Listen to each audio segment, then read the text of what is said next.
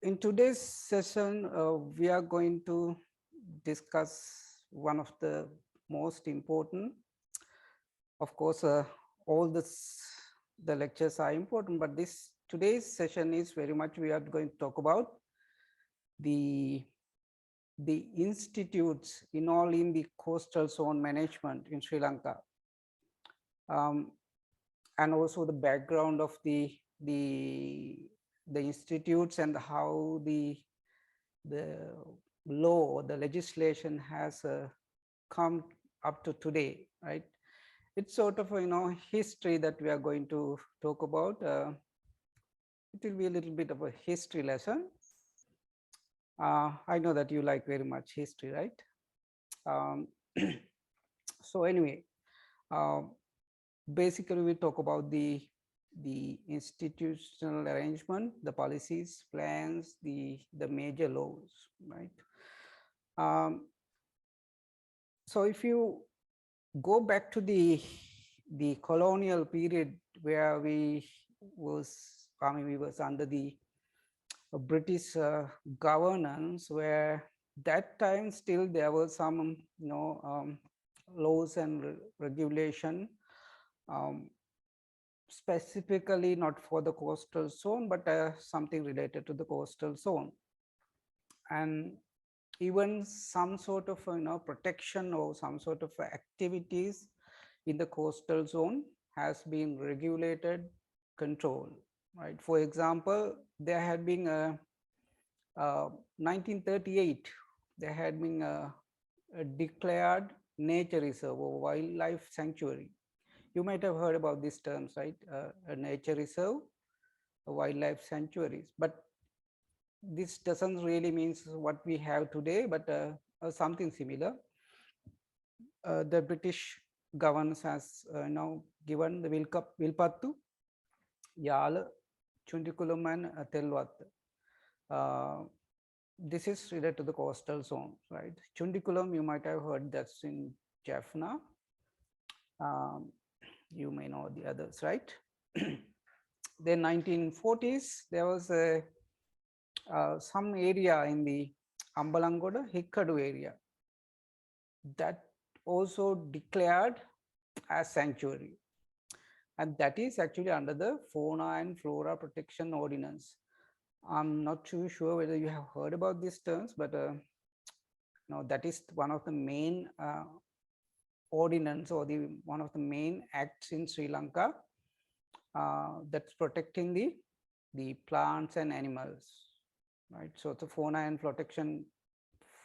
flora protection ordinance, so FFPO. Now it is under the Ministry of Environment. So that is under that they have been declared this area, right? Actually, this now even now the Hikkadu is some sort of a protected area. You might have heard this, but that time Hikkadu is not really protected for coral reefs. Now we know that Hikkadu is protected because of some coral reefs. Used to be some coral reefs. Now still some people go there, but there is no corals actually, right? It's just we really don't have the corals. But anyway, that protection actually for the some seabird, they used to nest in some of the rocky areas in the Hikkadu area, and that's why they have declared this area as seabird nesting site.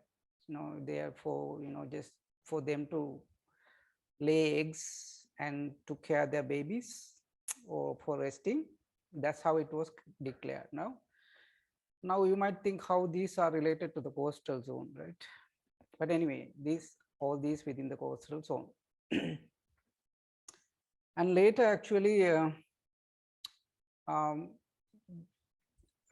there was some attempt to protect the coral reefs which is in the coastal zone, especially the Hikkadu, under the fisheries ordinance, right? Fisheries ordinance, actually that also that is the legislation or the law for the fisheries management during the British era, right? They started this what we call the fisheries ordinance. Now the name has changed, which I will tell you later. Right, that the fisheries ordinance that British people implemented, and under that, the Hikadu was declared as some sort of a area that the fishermen were not allowed to get do fishing without a permit, right? They have to get a permit from to get for fishing in that area, right? Because there was excessive fishing in this area, especially using nets and also using a spear gun. You know, the spear guns, that something to shoot fish. They use these spear guns or spear fishing, and also net. You know, when you use net in a coral reef area, they damage. So that's why they had this a permit mechanism, right? Under permit only they could, but I don't know, even with the permit, still they can damage. But that limit the how many people would be fishing there.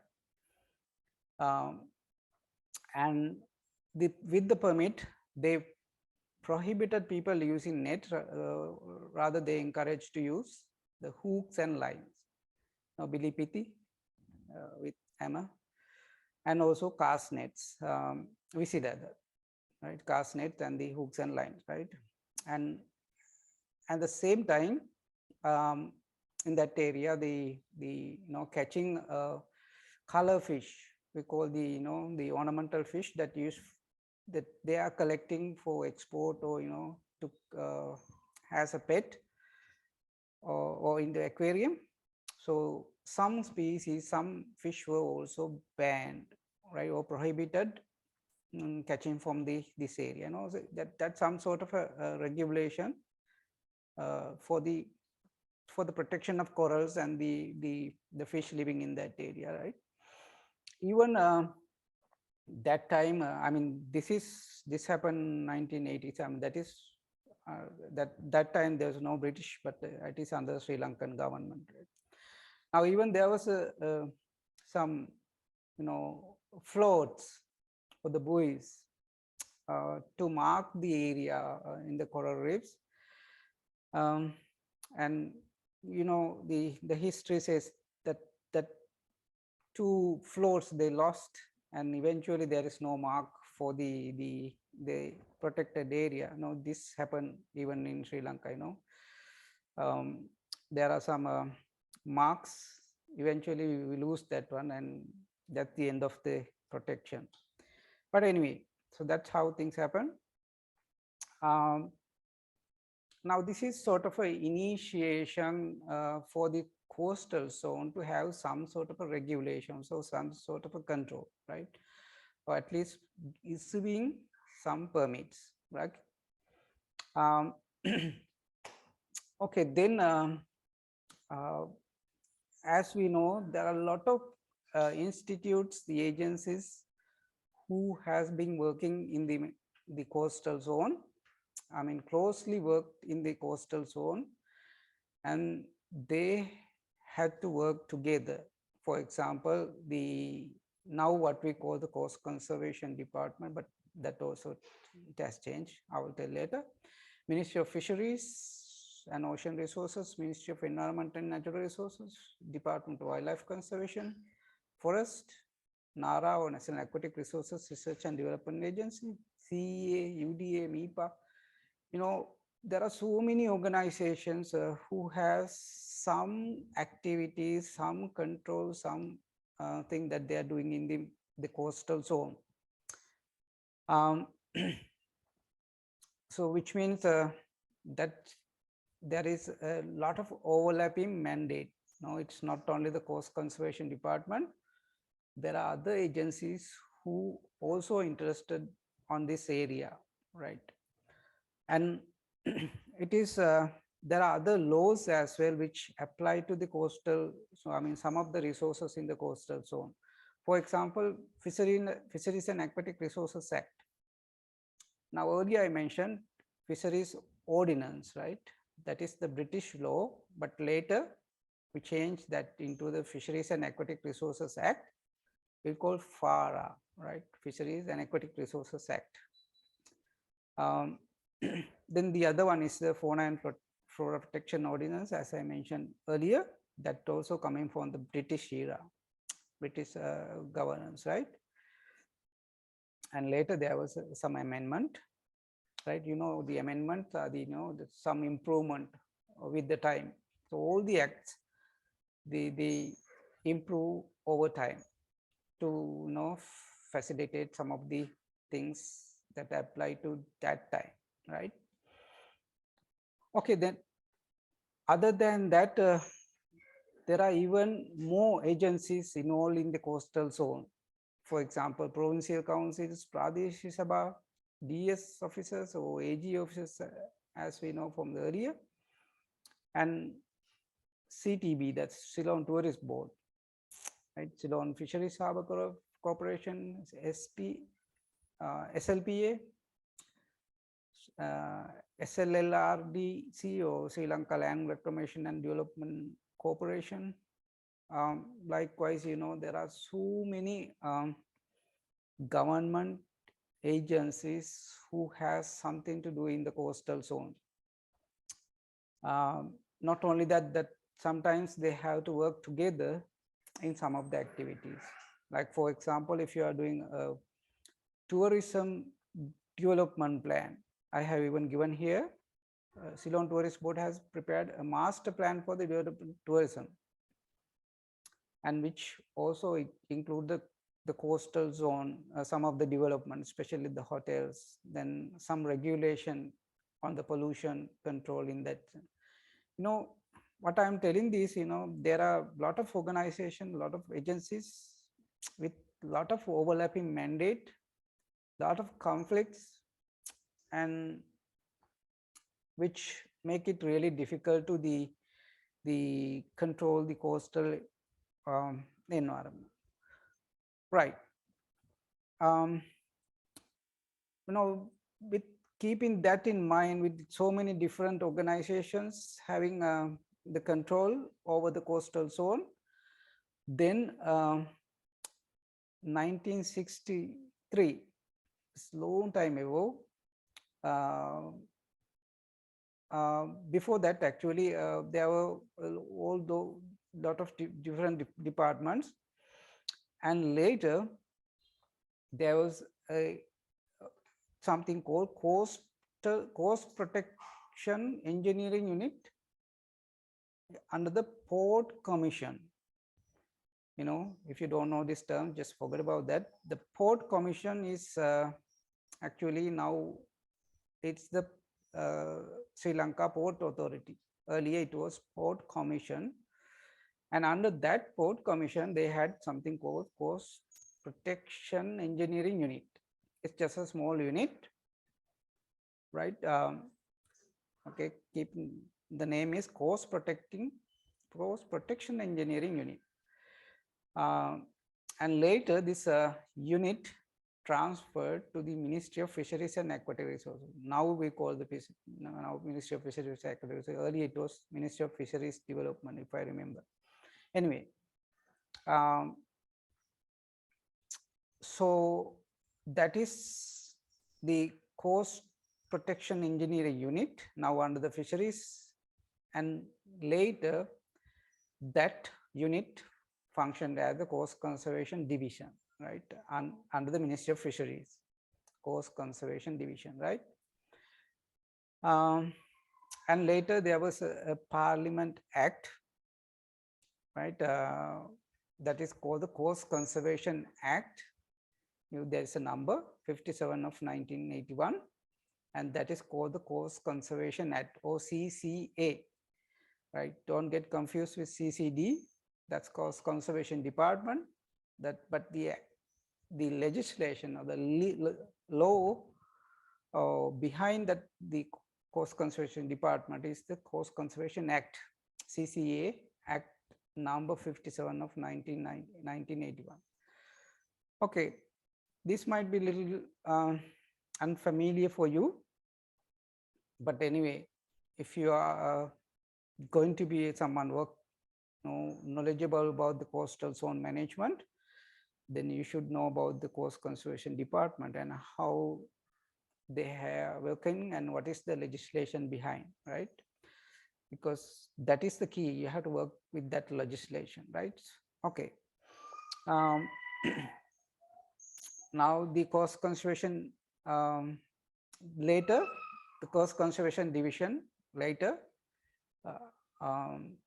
upgraded to a coast conservation department, right? So it got a name, coast conservation department, with with more administrative power. Now this one has different divisions like coast protection, coastal research and design, and coastal resource management, right? So that's how the some form of a coastal conservation department was initiated. And not only that, they appointed a person called director for the coast conservation as the head of the department, right? Now that's how it was managed under the director. But I think after the 2018, now there is a director general, right? They have the director general now, right? Anyway, for your information, right? Okay, that's how it was started. And that was 1981, the Coast Conservation Act, and that was amended in 1988.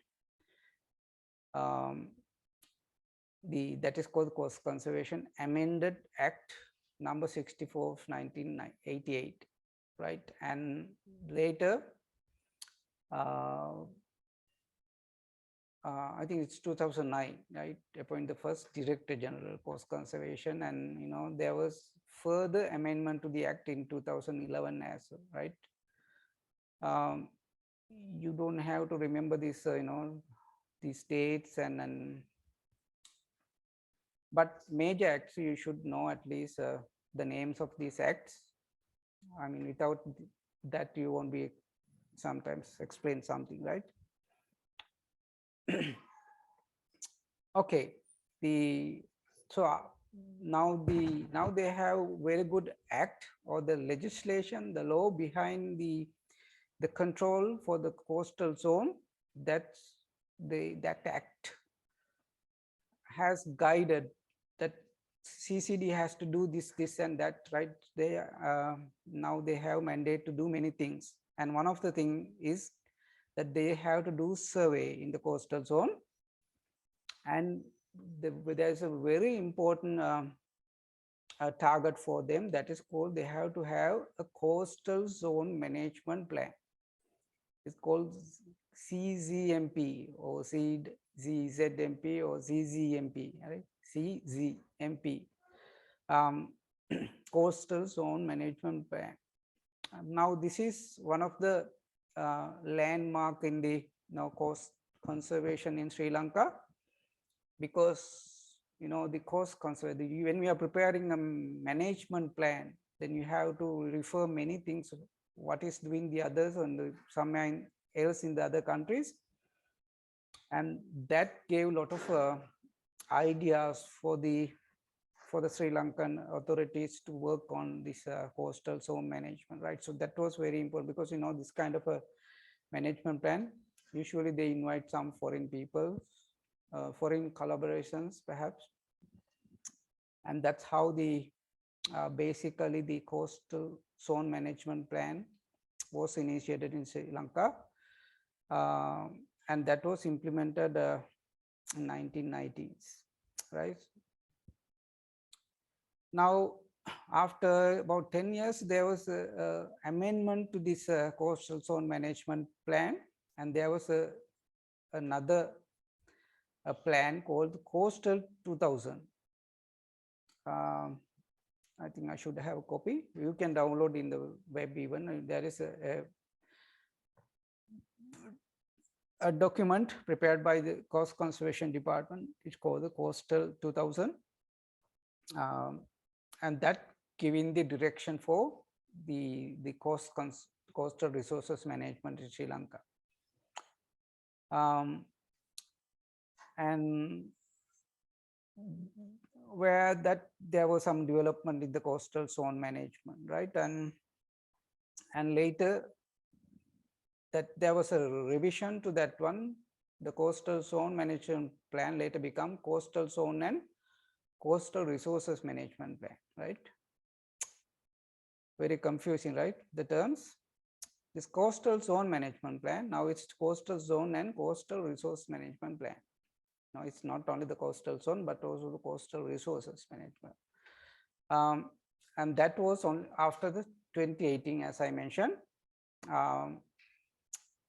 Now this is actually what is the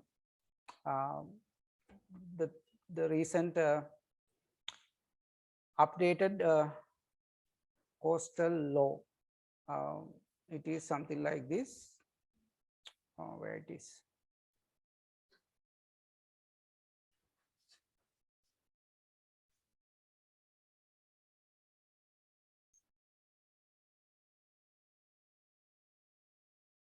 Sorry, it's something like this. I don't know if you have ever seen a government gazette notification. This is how it looked like, right? You can buy, or you can see this in the, even post offices, or even you can buy this one very cheap. Somewhere I think it's like, I don't know, previously it's like just couple of rupees. I don't know about now. As you can see, this is the Sri Lanka Coastal Zone and Coastal Resource Management Plan 2018, prepared under Section 12(1) of the Coast Conservation and Coastal Resource Management Act, number 57 of 1981. I think you can read it. Right? The public are hereby informed that the Sri Lanka Coastal Zone and Coastal Resource Management Plan was approved by the Cabinet of Ministers on 25th April 2018, and the plan is implemented with effect from the date of Gazette notification. Maithripala Sirisena, Ministry of Marine Development and Environment. Right? So after this notification, they become active, right? After 25th, right? That's how the Gazette notifications are issued. Now, these days, every day you're getting gazette notification, right? For different people. Anyway, so that's how the legislation was developed for the coastal zone of Sri Lanka. And accordingly, this is the latest the coastal zone and coastal resources management plan. So that is active for the moment. Until next change, we don't know when. And you can see here, this is the early version of the website of the Coast Conservation and Coastal Resources Management Department. It's called the CCMD. Now, as I mentioned before, it was like under the Port Commission, later under Ministry of Fisheries. It has been under Ministry of Fisheries for a long period, and you don't believe now it is under the Ministry of Defense, because it's coastal protection, and since it is coastal protection, now it is under the Ministry of Defense. I don't know whether it has changed very recently, but it used to be under the Ministry of Defense. Thinking that this is some sort of a defense mechanism, right? And that's, it depends on the different governments, their interest.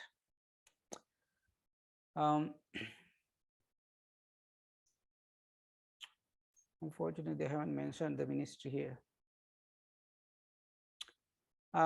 So if you go to the website, you can see, their vision, mission, and everything, the different departments and all this, and what they are doing. Even you can book your bungalows. But most important thing that they have some information about, e-permits, some permit mechanisms, and something called setback information.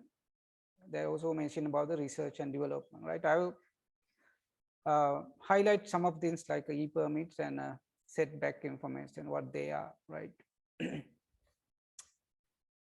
Okay, now now you have some idea about the legislation behind the coastal zone management in Sri Lanka, which is administered by the Coast Conservation Department. We can call it Coast Conservation Department, but actually it is now Coast Conservation and Coastal Resources Management Department, right?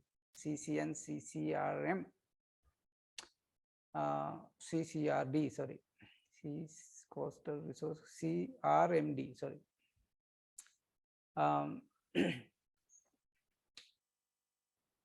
This is their theme: sustainable development of coastal resources and the management of coastal processes, right?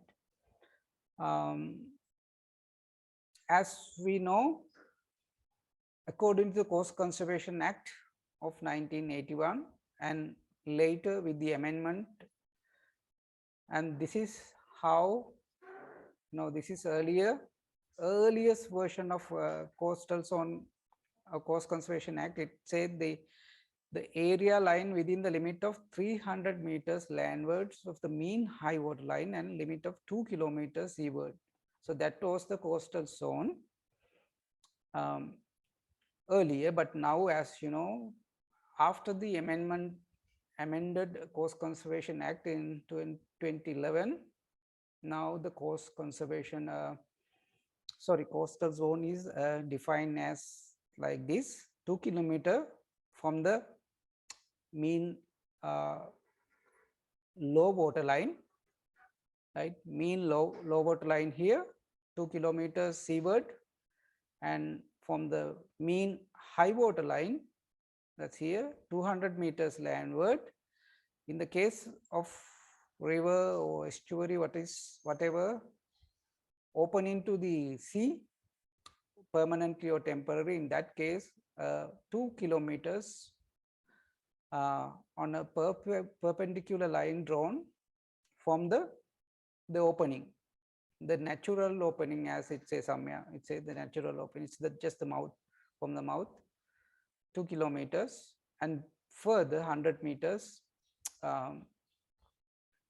this buffer zone. That all include the coastal zone, right? So that is the boundary of a coastal zone as per the, this came after this amended Coast Conservation Act of 2011, right?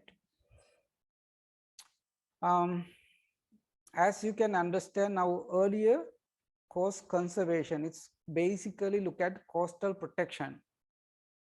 Right now, with the recent amendment, now they are more towards the coastal zone management.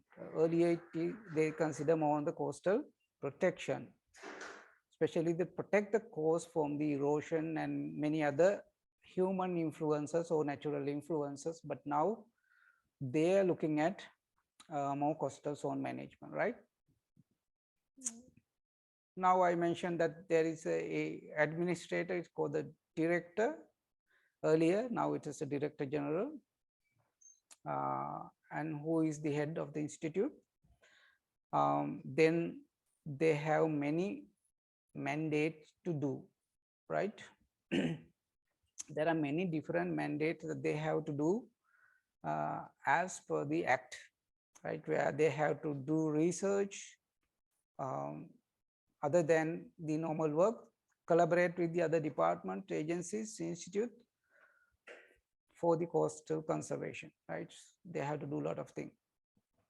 And not only that, they have to do something called environmental impact assessment, right? I'm not too sure if you have learned about the environmental impact assessment. If you don't, that is very important. Any development projects, large development projects, they have to undergo something called the environmental impact assessment. In local, we call the Parisara Sakyata Vartava. So that has to be prepared. it is some sort of a permit procedure that is during the concept of a project, they have to have, predict what kind of environmental damage they are going to cause, or at least what is the cost for the environment from that development, how to minimize or avoid the impact. So that's how they are preparing EIA report, right? So now under the act, the Coast Conservation Department has to do some EIAs. They have to undergo EIA processes for any development work, not any, some of the development work in the coastal zone, right? So at least they have primarily these three responsibilities, right? These are the key responsibilities as per the act, right? The first one is the policy formation, planning and research, to develop the policies that need to manage the coastal zone and do some planning and research. Administration of permit procedures, offer some permits for the developments or any kind of activities, not any kind of, again, for some kind of activities, some permits are needed. And construction and maintenance of shoreline protection work or structures, right? So these are the mandatory key areas of the responsibilities of the CCD, which is coming from the act, right? But they do a lot of other things as well, but whatever they do, they have to do under this whatever the guidelines given in the act, right? Now they have, not only these three main responsibilities, but they also have to do something like this: conserving coastal habitats, like about habitats like coral reefs, seagrass beds, the intertidal zone, or mangroves. Any kind of coastal habitats need to be protected. Then managing coastal erosion, controlling coastal water pollution, integrating coastal fisheries aquaculture with coastal zone management, right? So incorporate the fisheries and aquaculture management into their plans. And the other one called the management of special areas, right? Some specially recognized areas that CCD has demarcated that need to be protected, right? I'll come to that one later today or perhaps next week, right? Management of special areas and managing sites of special significance and public access. Now, some areas that has some significance, especially like a beach parks or some important places, that CCD has to make sure that these places have public access. The beach is a natural habitat where every human has right to go into, right? No one can stop you going into the beaches as per the national law. Even sometimes the hotels, they have covered most of the access to the beaches, which is illegal, right? You cannot cover the access to, at least the places where it's open for public, no one can cross these things, but especially in the tourism areas, there are some restrictions from the hoteliers, which is against the law, right? You have a right to beach access, and you have total freedom to be in the beach, no matter if even the hotels are behind that beach, it doesn't matter. You have the freedom to be in the beach. Okay, that is a sort of a fundamental right. I'm not too sure about the fundamental right, but it's a right from the national act, from the law. Right. So I have some information about all these about the CCD, what they are doing. Um, you can read. I mean, there's no anything complicated, right? This actually all this got from their website. This is not my ideas. They all from the Coast Conservation Department. Their ideas, their objectives, right? Their specific objectives, right? Improve the status of coastal environment, develop and manage the shoreline, improve the living standards of coastal communities, promote and facilitate economic development uh, based on coastal resources, right? And they also put some output, right? How they are going to do that one, right? So you may read these things. Those all these actually I got from their website, Coast Conservation Department website. As you can see here, this is their website.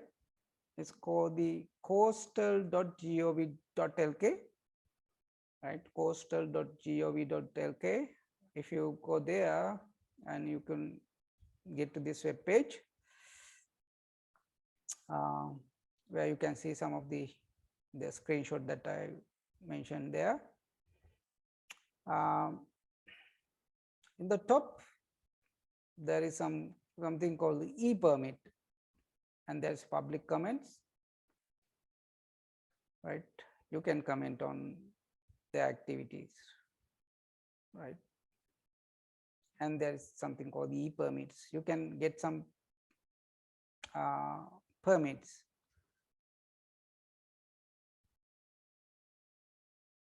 Right. I mentioned earlier that some development projects in the coastal zone, they have to get some permits, where you can get permits even online, but but you can get all these from their office as well. But I'll come to that one later on.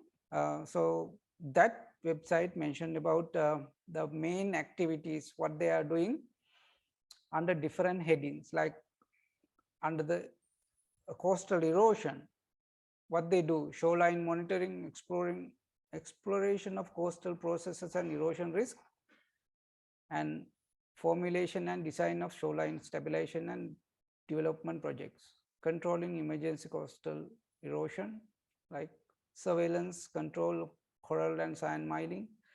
Likewise, come to the sea water, the water monitoring of water quality, and management through development of standards. Now they are developing some standards for for the development project, for the water quality standards, like what should be the standard for you to discharge. If you are discharging any effluent from your factories, then they put some standards. That also there is a standard from the CEA, that's the Central Environment Authority, but CCD also having some standards. They are sometimes overlapping. Then protecting the nature, what they do, formally implementing the protection of mangroves, corals, for example. Now you can see protecting mangroves and corals. There is Coast Conservation Department, there is a Forest Department, there is a Wildlife Department, even sometimes Central Environment Authority. There are so many organizations for just to protect these mangroves and coral reefs. But unfortunately, even though we have so many institutes, but they are badly damaged. Knowledge sharing and making regulations. There are a few regulations from these Coast Conservation Department, so that is their duty. Engineering, especially the development or the coastal protection structures, and support the economy, especially by developing the beach parks, and also especially the tourism area. So it is under the Coast Conservation Department. They have to maintain this tourism beaches, the beach parks. Um, that's how they develop this, Unawatuna beach, and also the Galkisa beach under their purview, right? And also to handle the disasters, develop and update coastal risk profile and erosion, to develop some maps, tsunami warning, but that also there are different organizations to work with storm surges, sea level rise. Likewise, there are so many things that they have mandate to do, right? They have a lot of work to do. Okay, so that's the what they should do as the coast conservation department, or the coast conservation and coastal resource management department. And they have several targets to cover. Some of the targets include the as I mentioned before, to have a coastal zone management plan, which they have to have a well plan for the coastal zone management, which is called the coastal zone management plan. And also the act mentioned about something called establishment of an advisory council, Coast Conservation Advisory Council, right? So they are to establish this advisory council, right?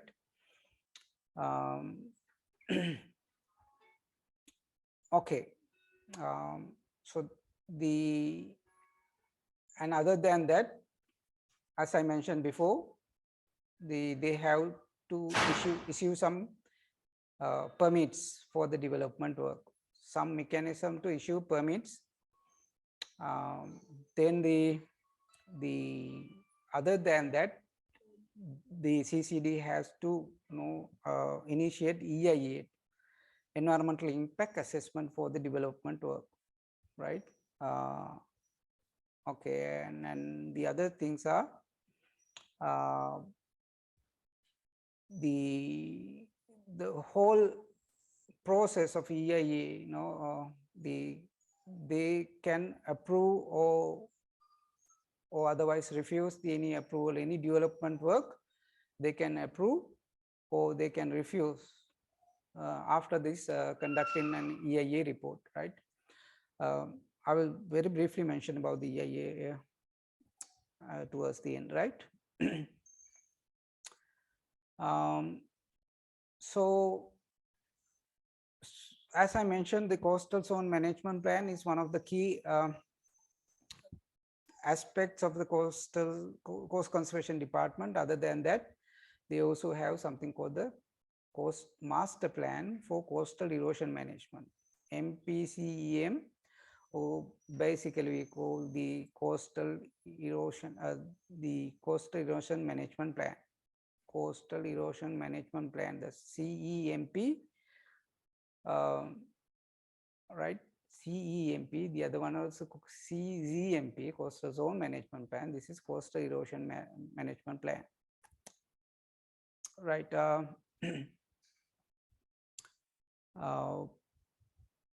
And other than that, as I mentioned, the CCD has several mandates, or they have many strategies to work in the coastal zone, right? So I have listed some of these things here.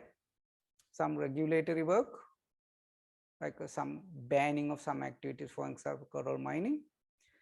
Education and awareness, dissemination of knowledge, right? And planning and policy, something like a special area management plans, called the SAM plans, SAM sites. I will mention this later. I will discuss this later. SAM sites, special areas for the management, the monitoring, research,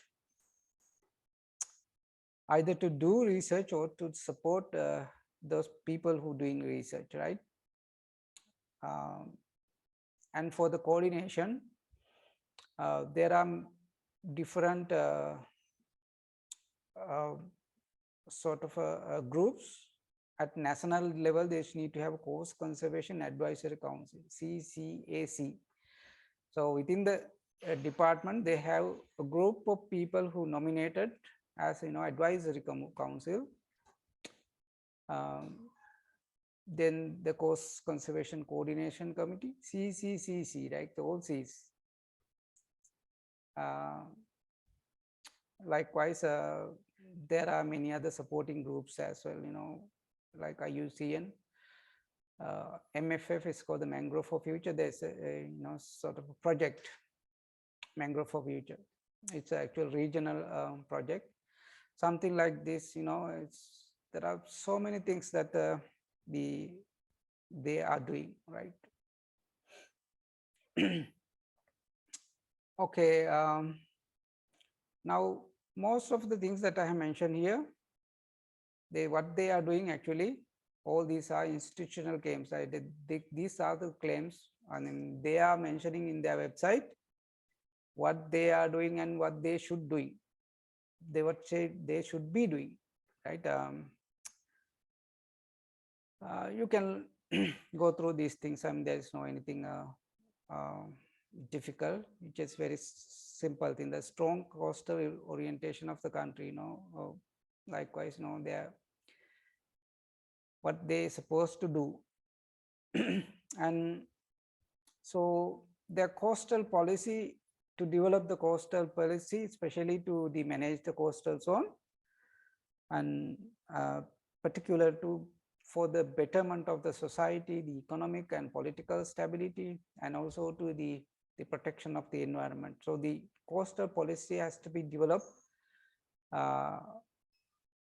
that go with these things, the social, economic, political, and environmental aspects, right? I mean, all these they are mentioning that they need to do or they're supposed to do, right? Especially the coastal zone is under severe threat from many different stresses, which you already know, and that's where they have to do this develop the coastal policies to counteract, right? So that's where the Coast Conservation Department initiated a few projects, something like a coastal management policy framework. They have developed, and then as I mentioned before, with the support from the other agencies or even the donors, like foreign donors like USAID, they developed something called the Coastal Resource Management Plan, Coastal Resource Management, CRMP. So many plans, Coastal Resource Management Plan. So all these are part of their commitment for the coastal zone management, right? And the other one I mentioned about the Coastal Erosion Management Plan, CEMP, that also with the support from Danish International Development, called DANIDA. I think you might have heard about these terms. They are providing financial or technical support for some of the management plans. In this case, for the Coastal Erosion Management Plan, they provide the funding as well as some technical support. Some expert, they pay for the expert or they bring some expert from their own experts, and that's how they work. The Coastal Erosion Management Plan, they have considered 2 areas. I mean, in that plan, talking about 2 areas. One is called the key areas. Some areas, some large areas in the coastal zone, which are likely to, or which are known hazards for coastal erosion. They have recognized these areas as key areas that need a lot of intervention or some complex solution to problems there, and that they call it as the key areas. And the second one is called the singular areas, so singular cases. Now that's the small areas with uh, some effect from the coastal erosion, right? These are they call as a singular areas, right? The key areas and singulars, just the small areas and large areas. So they use different terms. Okay, hope you understand this. Then they also talking about the what is needed to be done. I mean, this is they are suggesting what they should be doing. I mean, they shouldn't have suggested, right? They should do this rather. But anyway, they are also suggesting what to be done from their side, right? And they also says all the policies and actions should comply with National Development Plan, National Environment Action Plan, National Biodiversity Conservation. They should comply with the other national plans. I don't know. Maybe this is little too much for you, but when the government institutes, when they are taking decisions, when they are making management plans, they have to look into the others, what they are doing, what they have mandate to do, and some of these management plans will be, might have conflict with the other management plans. This CCD might declare a beach park, but fisheries department want to make that fishland site or something like. They will have different needs, different plans. So that's why they have to come together and develop the proper development plans, right? Management plan, right?